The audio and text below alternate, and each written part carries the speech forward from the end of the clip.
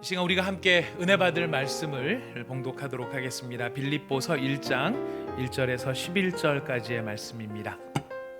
우리가 함께 나누어 읽는 이 말씀은 지금도 살아계시는 하나님의 말씀입니다. 제가 1절을 먼저 읽겠습니다. 그리스도 예수의 종 바울과 디모데는 그리스도 예수 안에서 빌립보에 사는 모든 성도와 또한 감독들과 집사들에게 편지하노니, 하나님 우리 아버지와 주 예수 그리스도로부터 은혜와 평강이 너희에게 있을지어다. 내가 너희를 생각할 때마다 나의 하나님께 감사하며 간구할 때마다 너희 무리를 위하여 기쁨으로 항상 간구함은 너희가 첫날부터 이제까지 복음을 위한 일에 참여하고 있기 때문이라. 너희 속에서 착한 일을 시작하신 이가 그리스도 예수의 날까지 이루실 줄을 우리는 확신하노라.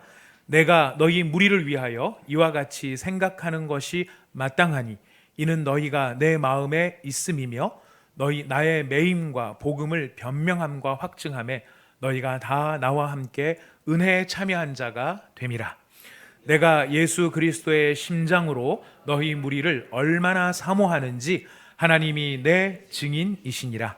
내가 기도하노라. 너희 사랑을 지식과 모든 총명으로 점점 더 풍성하게 하사 너희로 지극히 선한 것을 분별하며 또 진실하여 허물 없이 그리스도의 날까지 이르고 같이 읽겠습니다. 예수 그리스도로 말미암아 의의 열매가 가득하여 하나님의 영광과 찬송이 되기를 원하노라. 아멘. 오늘부터 저희가 빌립보서를 통해서 빌립보서의 말씀을 차례대로 살펴보면서 이 말씀을 통해 주시는 하나님의 은혜를 받고자 합니다. 이 빌립보서는 말 그대로 사도 바울이 쓴 편지입니다. 사도 바울이 빌립보 지역에 있는 성도들에게 쓴 편지입니다. 바울이 로마에서 복음을 전하다가 체포되어서 감옥에 갇히게 됩니다. 이 바울이 감옥에 갇혔다는 소식을 전해 들은 빌립보 교회 성도들은 바울을 향한 깊은 사랑과 신뢰의 마음으로 바울을 돕기 위해서 자발적으로 헌금을 하게 됩니다. 그리고 그 거두어들인 헌금을 전달하기 위해서 에바브로디도라고 하는 사람을 통해 그들의 마음을 전달을 합니다. 에바브로디도는 이 헌금을 가져갈 뿐만 아니라 지금 감옥 중에 있는 바울을 어떻게든지 밖에서 돕기 위해서 얼마가 머무르면서 바울을 도와주려고 로마로 갔습니다. 근데 안타깝게도 이 에바브로디도가 로마에 온 지 얼마 되지 않아서 그만 심각한 중병, 아주 굉장히 안 좋은 병에 걸리게 됩니다. 근데 이 에바브로디도가 병에 걸렸다는 소식이 이 빌립보 교회에 전달이 됐습니다. 이 빌립보 교회 성도들은 에바브로디도가 심각한 병에 걸렸다는 이야기를 듣고 모든 성도들이 함께 깊이 근심을 하게 됩니다. 그런데 또 이 빌립보 교회 성도들이 에바브로디도가 이렇게 병에 걸리고 여전히 바울은 감옥에 있다는 소식, 이 소식 때문에 크게 근심하고 있다는 이야기가 바울에게 다시 전달이 됩니다. 이 빌립보하고 로마는 거리가 상당히 떨어져 있습니다. 지금처럼 핸드폰이 있는 것도 아니고 이메일이 있는 것도 아니고 사람이 오고 가면서 소식을 전해야 되는 그런 시대에 굉장히 먼 거리에서 지금 이 이야기들이 전달이 되고 있는 것인데요. 이 먼 거리 속에서 이야기는 그래도 빠르게 전달이 된 것 같아요. 자, 빌립보 교회는 바울과 에바브로디도를 걱정하고 바울은 빌립보 교회가 자기와 에바브로디도 때문에 걱정하고 있다는 것을 걱정합니다. 그렇게 서로를 위해 안타까운 마음으로 서로 걱정하는 그런 마음을 담아 쓴 편지가 바로 이 편지입니다. 이 참 다행스럽게도 이 병들었던 에바브로디도가 시간이 좀 지나면서 회복이 되었습니다. 바울은 이 걱정하고 있는 빌립보 교회 성도들을 생각해서 이 에바브로디도를 속히 다시 빌립보로 돌려보내는데요. 에바브로디도가 돌아갈 때 빌립보 교인들을 어떻게 바울이 사랑하고 있는지, 어떻게 고마워하고 있는지, 어떻게 그들을 향해서 기쁜 마음을 가지고 있는지, 이런 마음을 담아서 에바브로디도한테 편지를 들려서 보낸 것이 바로 이 빌립보서인 것입니다. 여러분, 이 배경 설명만 들어도 정말 서로 사랑하는 예수 그리스도로 말미암아 한 믿음의 공동체를 이룬 주의 종과 주의 성도들이 서로를 걱정하고 서로를 배려하고 서로를 사랑하는 이런 마음들을 이렇게 느끼게 되면 얼마나 참 그 자체로 흐뭇한지 모르겠습니다.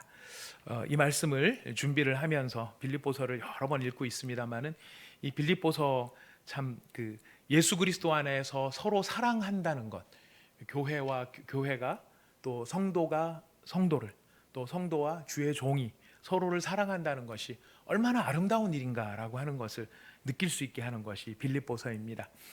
요즘에 우리 주변을 돌아보면은 참 아까 우리 집사님께서도 기도해 주셨지만은 마음 편한 때보다는, 마음 편한 순간보다는 마음의 불안과 염려, 두려움, 또 원망, 또 이게 뭔가 분노 이런 것들이 가득 차 있는데요.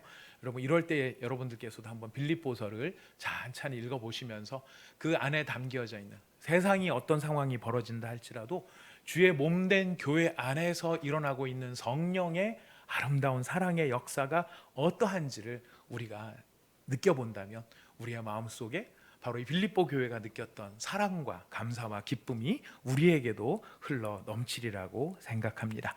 여러분 그런 마음을 가지고 저희가 빌립보서를 잘 살펴볼 텐데요.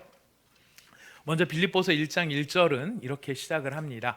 그리스도 예수의 종 바울과 디모데는 그리스도 예수 안에서 빌립보에 사는 모든 성도와 또한 감독들과 집사들에게 편지한다라고 되어 있습니다. 여러분 누군가에게 자기를 소개한다면 여러분들은 보통 어떻게 자신을 소개하십니까? 처음 만나는 사람한테 저는 누구입니다 이렇게 소개를 하실 때 뭐 보통 이름을 먼저 말하겠죠. 근데 이름만 말하는 게 아니라 뒤에 또 뭔가 나를 소개해 줄 수 있는, 알려줄 수 있는 말들이 아마 따라가게 될 것입니다. 나를 알려줄 수 있는 말들, 나를 가장 잘 알려줄 수 있는 표현을 사용을 할 텐데요. 그리고 가능하면 그럴 때 여러분들의 장점이나 여러분들의 능력이 잘 표현되는 말로 표현하시겠습니까? 안 그러면 지질이 못나고 감추고 싶고 이런 걸로 자기를 표현을 해보시겠습니까? 보통 우리가 만나면은 우리들이 가지고 있는 좋은 점들을 그들에게 알려주려고 할 것입니다. 그리고 약간의 겸손이 더해진다면 직접적인 표현을 하는 것보다는 간접적이고 은근하며 우러나는 표현으로 자기를 표현할 때가 아마 있을지 모르겠습니다. 우리가 누군가를 만날 때 처음에 명함을 줄 때 보면은 명함을 보면서 제일 먼저 보는 것이 이름 보지만은 직책도 보게 됩니다. 직책을 딱 저기다 집어넣죠. 무슨 뜻입니까? 너랑 이야기하고 있는 내가 지금 얼마나 괜찮은 직책을 갖고 있는지 네가 스스로 좀 알아봐. 이런 의미가 담겨 있는지도 모르겠습니다. 아무튼 제가 이 자기소개가 참 중요하고 또 자기소개가 굉장히 이분이 굉장히 훌륭한 사람임에도 불구하고 이 자기소개를 잘 못하면 그분에 대한 감동이 많이 깎인다라고 하는 것도 경험을 해본 적이 있습니다. 참 직접 표현 안 하고 나중에 이렇게 차차로 알았으면 더 좋았을 뻔했는데 제가 예전에도 말씀을 드렸지만 명함 한 장을 받고 제가 참 마음에 좀 짐이 됐던 짐까지는 아니지만 감동이 반으로 줄었던 적이 있습니다. 그 어떤 부흥사 목사님이 명함을 딱 주셨는데 그 명함에 40일 금식기도 3회 실시 이거를 딱 찍어 놓으신 걸 보고 이 40일 금식기도는 굉장히 힘든 것이고 한 번도 어려운 건데 3번씩이나 이렇게 하셨다는 게 얼마나 대단한 일이세요. 얼마나 대단한 정말 아름다운 그 영광스러운 일이 명함에 딱 찍혀 있으니까 이상하게 마음에 감동이 주는 것을 좀 느낄 수가 있었습니다. 아무튼 이렇게 자기를 소개한다는 것, 자기 자신을 표현한다는 것 참 중요한 일이고 잘 신경을 써야 될 일입니다. 근데 바울은 참 재밌게도 오늘 여기서 자기를 소개하는데요. 빌립보 교회, 사실 빌립보 교회하고 바울하고는 남남이 아닙니다. 굉장히 친밀한 관계에 있는, 이미 잘 알고 있는 사이입니다. 그럼에도 불구하고 바울이 자기를 소개하는데 자기를 소개하는 첫 문장이 무엇이냐면은 그리스도 예수의 종이다라고 자기를 소개합니다. 여러분 바울의 자기 표현은 종으로 시작합니다. 다른 말로 하면 나는 노예입니다라는 뜻입니다. 종이란 혹은 노예란 다른 게 아니고 누군가에게 매여 있는 사람입니다. 누구의 권한 아래에 갇혀 있는 사람이 종이고 노예입니다. 바울은 자기 자신을 주 예수 그리스도의 종이라고 소개하고 있습니다. 나의 주인 대신 예수 그리스도의 노예, 나는 예수님에게 갇혀 있는 사람이다라고 자기를 소개하는 것이죠. 여러분, 이런 우리가 소개를 잘 이해해야 될 필요가 있는 게 무엇이냐면, 지금 바울이 어떤 상황에 놓여 있는가, 우리가 이걸 좀 살펴볼 필요가 있는데요. 바울은 지금 로마의 감옥에 갇혀 있다는 사실을 우리는 기억할 필요가 있습니다. 바울은 지금 로마의 감옥에 갇혀 있을 뿐만 아니라 그 감옥 안에서 쇠사슬에 매여 있는 상황입니다. 로마의 지하 감옥에, 그것도 쇠사슬에 갇혀서 자유를 완전히 잃어버리고 있는 그 상황임에도 바울은 자기를 뭐라고 표현하느냐면은 나는 그리스도의 예수의 종이다라고 소개함으로써 우리한테 무엇을 알려주냐면, 자신의 상황이나 환경으로 인해서 나는 조금도 흔들리고 있지 않다라는 것을 알려주고 있습니다.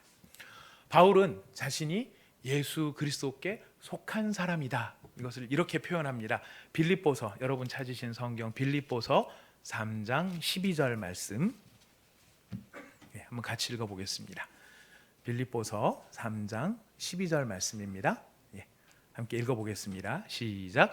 내가 이미 얻었다 함도 아니요 온전히 이루었다 함도 아니라 오직 내가 그리스도 예수께 잡힌 바 된 그것을 잡으려고 달려가노라.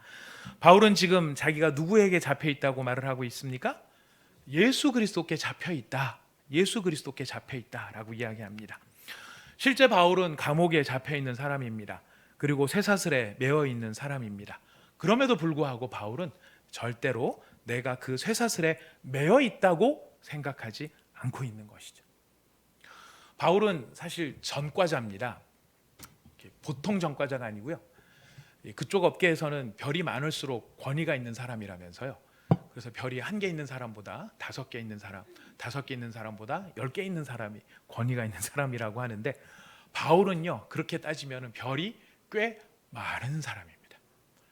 바울은 전과자인데 그냥 전과자는 아니고 아주 중과식, 뭐라고 해야 될까요? 가고 또 가고 여러 번 이 감옥에 갇혔던 바로 그런 죄인의 신분이었습니다.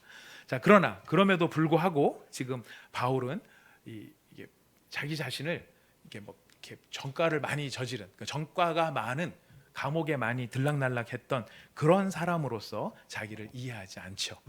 왜 그럴까요?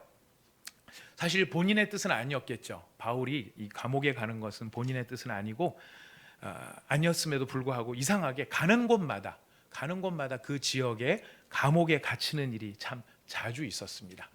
바울이 감옥에 갇히게 됐던 이유는 이런 이유 때문입니다. 바울이 이렇게 주장했기 때문입니다.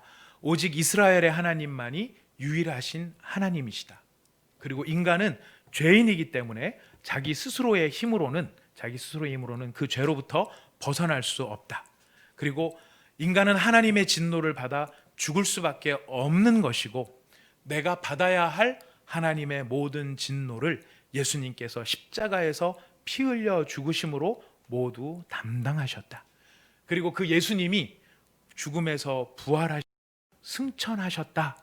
이 사실을 전했기 때문입니다.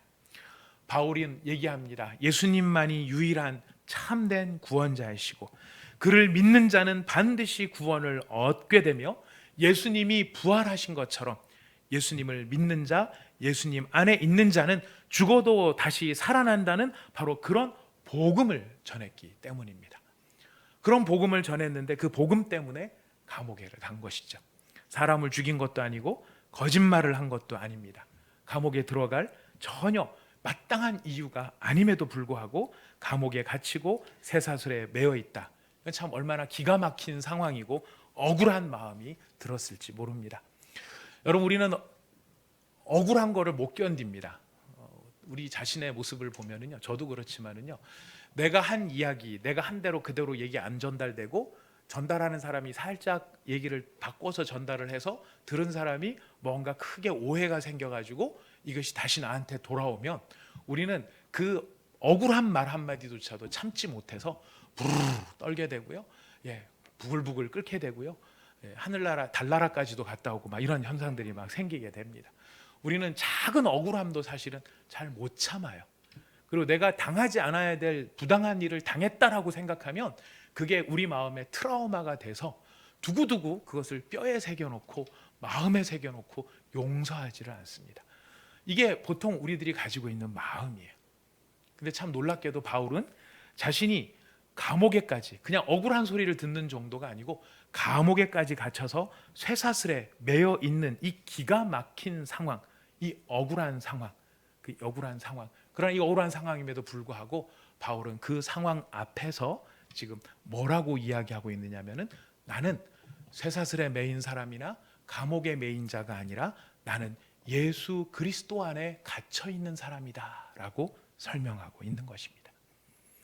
바울은 자신이 예수 그리스도 안에 있는 생명의 복음을 세상 곳곳에 전하기 위해서 선택받은 사람이고, 예수님께서 내 안에 계시며 나와 함께 일하고 계시기 때문에 나는 그리스도 예수의 종으로서 예수님과 함께 있다라고 하는 것을 바울이 잘 알고 있었던 것입니다.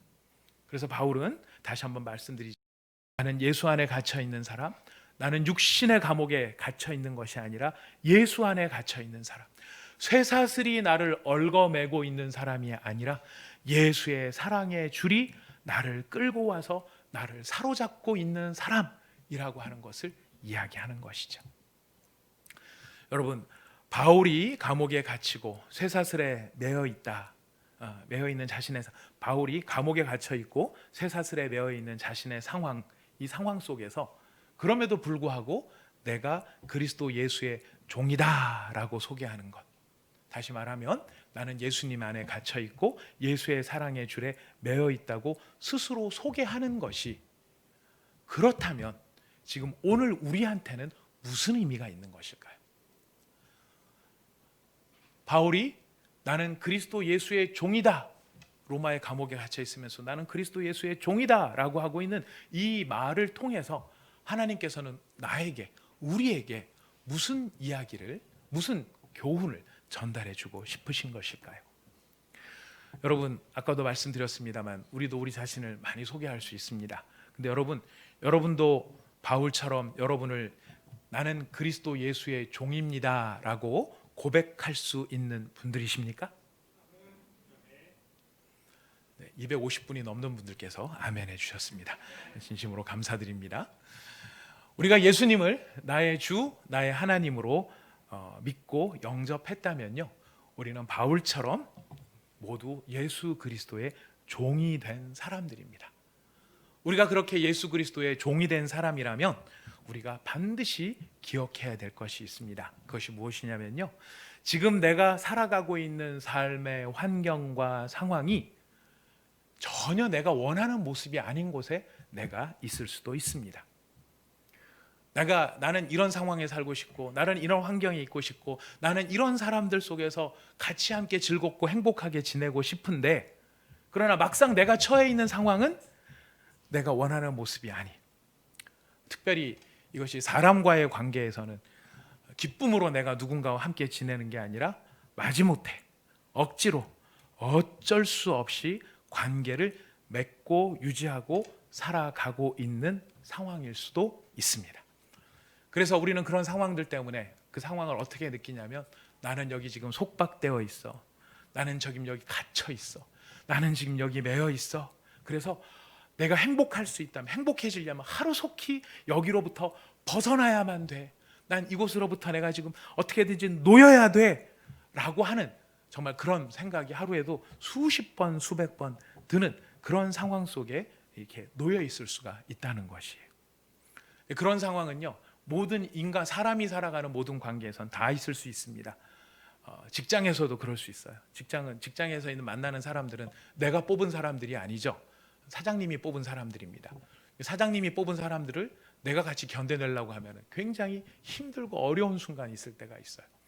지난 주중에도 우리 교회 한 성도님이 찾아오셔서 회사 안에서 어떻게 자기가 이 따돌림을 당하면서 이 잘못된 상사 때문에 어떻게 고통을 당했는지 그런 이야기를 들은 적이 있습니다. 그리고 이 굉장히 오랜 기간, 몇 개월 동안 막 벼랑 끝에까지 몰려서 오만 생각을 다 해보는 그런 상황에서 하나님께서 자신에게 어떻게 돌파구를 열어주셨는지 그런 참 간증을 좀 나눌 수 있는 시간이 있었습니다. 직장에서도 바로 이렇게 내가 원하지 않은 상황에 매여 있을 수 있고요. 가정에서도 마찬가지입니다. 우리가 정말 그렇게 사랑하는 가족들임에도 불구하고 어떤 때는 이런 가족이 사랑하는 가족이 아니라 내가 얽어매어져 있고 속박되어 있고 죽지 못해 살아가는 그런 상황에 놓여 있을 수도 있습니다. 교회라고 예외는 아닙니다. 교회가 천사들의 모임이 아니죠. 많은 분들이 교회를 처음 나올 때는 모든 교회 성도들이 다 천사라고 생각하면서 교회를 나오는데, 교회를 좀 다녀보니까 모두가 다 서로가 천사이기를 바라는데 자기는 천사가 아닌 바로 그런 사람들의 모임이 바로 교회라고 하는 것을 우리가 또 발견하게 됩니다. 그러면서 여기서 내가 계속 버티고 살아야 되나 이런 생각이 들고 딴 교회 가면 좀 좋지 않을까 생각이 드는데, 여러분 제가 여러분들한테 다른 말씀을 드린 게 아니라 딴 교회 가보셔도 상황은 똑같습니다. 주님 오시기 전까지 이 교회 저 교회를 다 다니다가 보면 주님이 오시지 않을까 생각이 들어서 다녀보실 수도 있겠지만, 여러분 그러기에는 너무 시간이 아깝지 않으십니까? 아무튼 우리한테는 그런 생각이 들 수 있다는 거예요. 친구 사이도 마찬가지고요. 그래서 어떻게든지 그 사람을 벗어나고 그 환경에서 벗어나야 내가 살 수 있고 행복해질 것이라는 생각이 들 수 있습니다. 여러분 그런 생각 드는 거, 이렇게 고통스러운 상황이라면 그런 생각이 드는 게 정상입니까? 비정상입니까?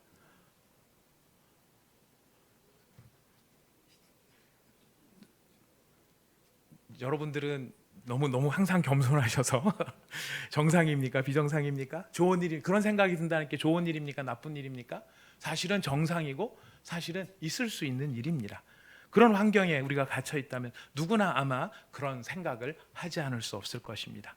하지만 오늘 사도 바울이 나는 그리스도 예수의 종이다라고 하는 이 말은요, 그런 환경 속에 내가 갇혀 있는 것은 사실이지만은 나는 그런 환경에 갇혀 있거나 사람에 매인 것이 아니라 나는 주 예수 그리스도께 갇힌 자요, 예수의 사랑의 줄에 매여 있는 사람일 수도 있다는 것을 우리는 살펴보게 된다는 것입니다. 나 자신의 행복과 나 자신의 즐거움, 그것 때문에 그곳에 그 사람들과 함께 있는 것이 아니라 내가 그리스도 예수의 종이 되었기 때문에 그리스도 예수의 사랑, 그리스도 예수의 복음을 전하기 위해, 그들의 영혼을 구원하기 위해, 그 사람들의 마음을 새롭게 하기 위해, 하나님의 영광을 위해 내가 사랑의 줄에 매여서 그곳에 있을 수 있다, 이것을 깨달을 수 있다는 것입니다.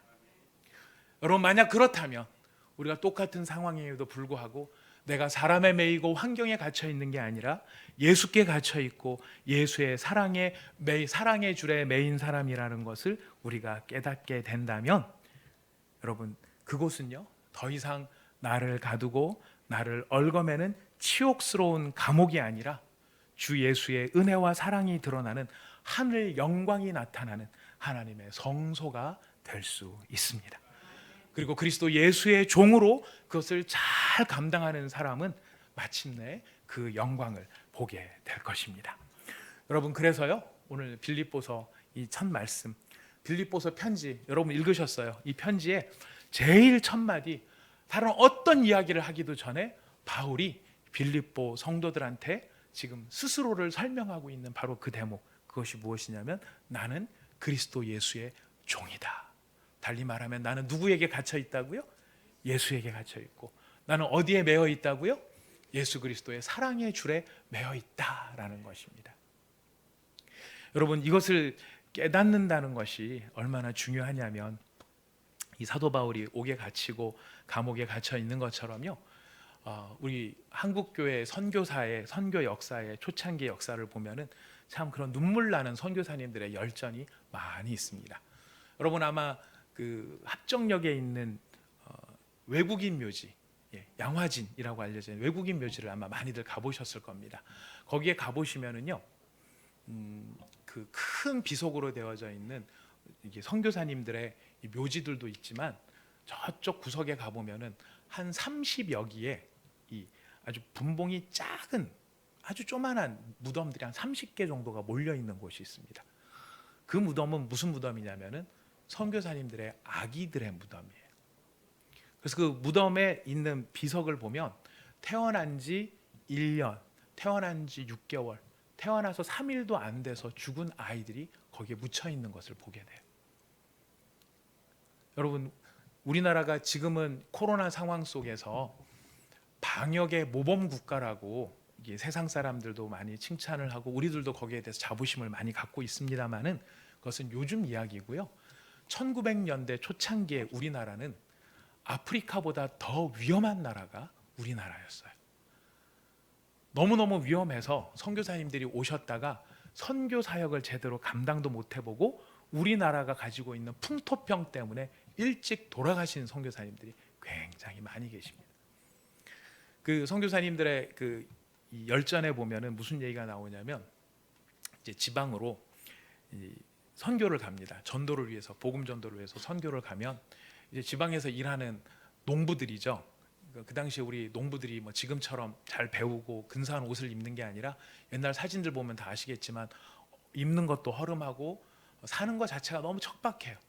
근데 이게 외국인이 와가지고 막 뭐라고 안 되는 한국말로 뭐 이렇게 얘기를 하면서 성경 쪽복음 하나 전해주고 예수님 믿으세요 막 이러면서 이제 가는데 그런 모습에 또 우리 한국 사람이 얼마나 정이 있어요.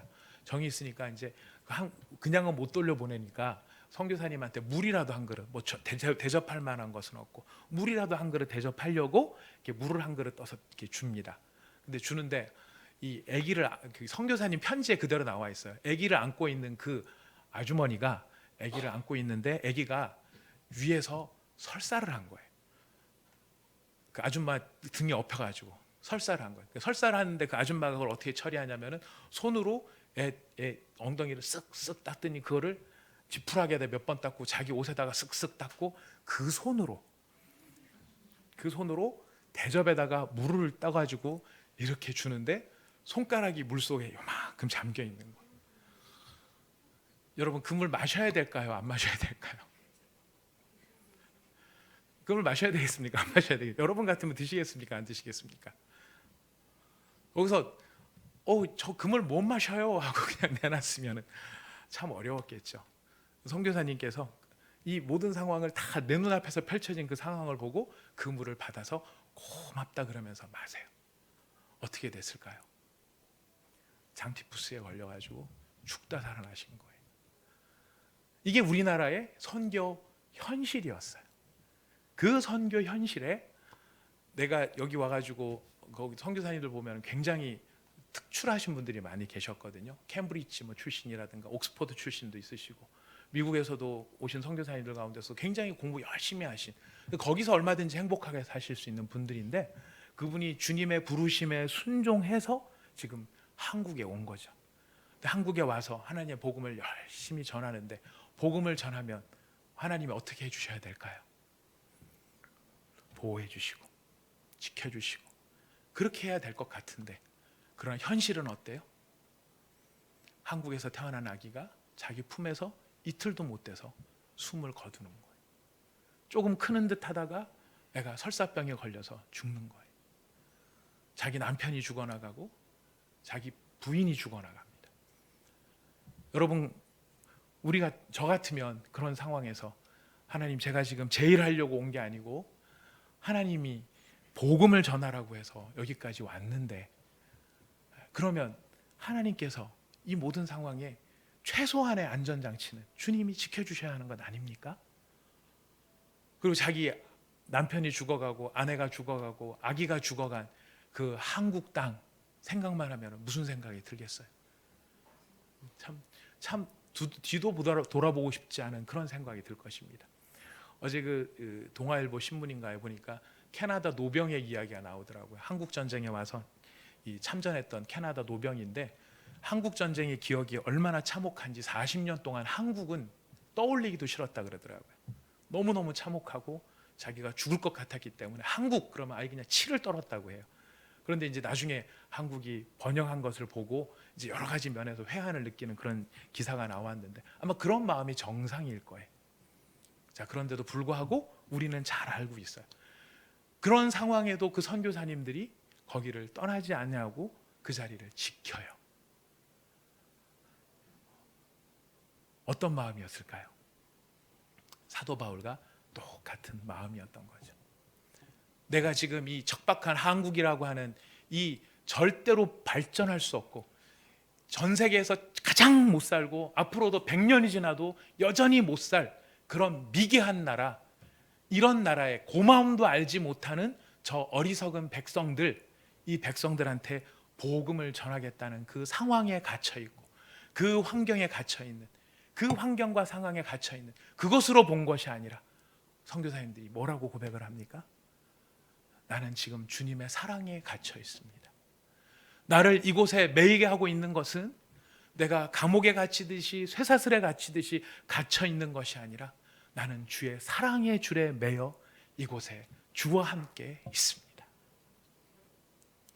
사도 바울이 내가 그리스도 예수의 종이다 라고 말하면서 그 자리, 억울함에도 불구하고 그 자리를 견딜 수 있었던 것은 거기에 누구의 모범이 있었느냐면 예수님의 모범이 있었기 때문입니다. 예수님께서 그 길을 가지 않으셔도 되는 하나님의 아들로서, 하늘의 아들로서 영광의 길만을 갈 수 있었음에도 불구하고 예수님께서 사랑에 갇히고 사랑의 줄에 매여서 이 땅 가운데, 우리 가운데 오신 것이죠.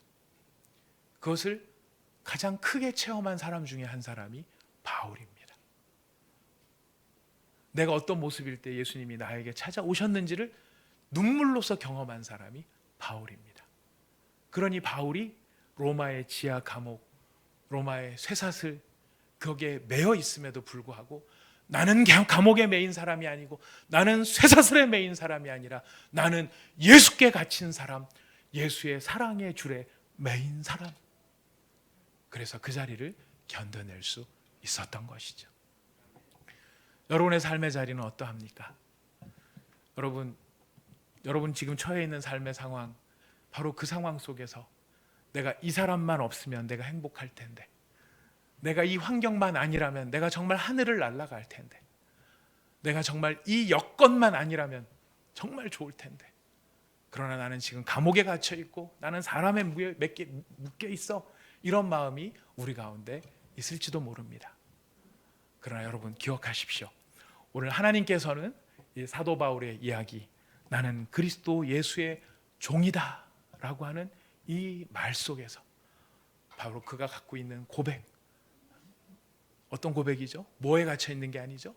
감옥이나 쇠사슬에 갇힌 게 아니라 어디에 갇혀 있다고요? 나는 예수 그리스도께 갇혀 있는 사람, 나는 예수 그리스도의 사랑에 매여 있는 사람.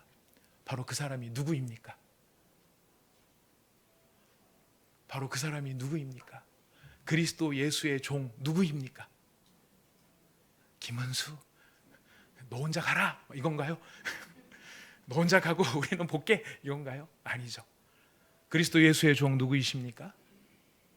바로 나예요. 내가 나를 그리스도 예수의 종이라고 말할 수 있다면 우리는 그것을 어떻게 표현할 수 있겠어요? 주님, 벗어나서 행복해지는 게 아니라 이 자리에 내가 눈물로써 머물러 있다 할지라도 내가 예수의 사랑 안에 갇힌 자, 예수의 사랑의 줄에 매인 자, 하나님 이제 곧 하나님의 영광을 보게 될 줄 믿습니다. 하나님이 생명을 살리는 일을 보게 될 줄 믿습니다. 여러분, 바로 그것이 우리의 고백이 될 것입니다. 여러분, 이런 찬양에, 이런 마음을 담은 귀한 찬양이 있죠. 우리 기쁨으로 찬양 277장에 보면 오직 주의 사랑에 매여라는 곡이 있습니다. 여기 제가 가사를 좀 읽어드릴게요.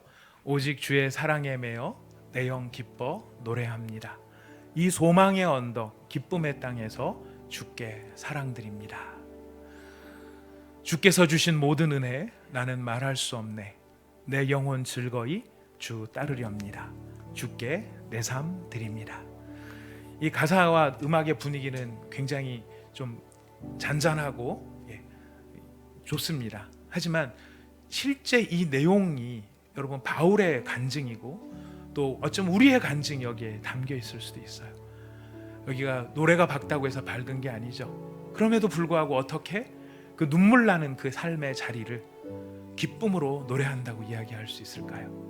그것은 바로 내가 환경과 사람에 갇힌 게 아니라 주의 사랑에 갇혀 있고 주의 사랑의 줄에 매여 있기 때문에 이곳이 기쁨의 땅이 될 것이라는 소망, 그 소망으로 이 찬양을 노래하고 있는 것입니다. 우리도 같이 한번 이 찬양 불러볼까요? 우리의 삶을 생각하면서, 우리 여건을 생각하면서, 주님, 우리가 예수님과 함께 주님이 나를 붙잡고 계시는 것 기억하기를 원합니다. 이 소망을 가지고 같이 찬양해 보도록 하겠습니다. 오직 주의 사랑에 매여, 오직 주의 사랑에 매여 내 영 기뻐 노래합니다. 이 소망의 언덕 기쁨의 땅에서 주께 사랑드립니다. 오직 주의 임재 안에 갇혀 주 은혜 나는 말할 수 없네. 내 영혼 즐거이 주 따르렵니다. 주께 내 삶 드립니다.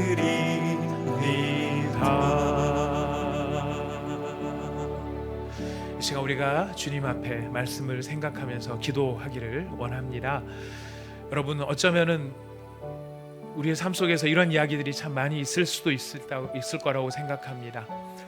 내가 정말 이 사람을 안 만났더라면, 내가 지금 이 사람이 아니라고 한다면, 내가 이 사람으로부터 벗어날 수만 있다면 내가 얼마나 더 근사한 삶이 될까, 행복한 삶일까, 내가 더 좋은 삶을 살아갈까.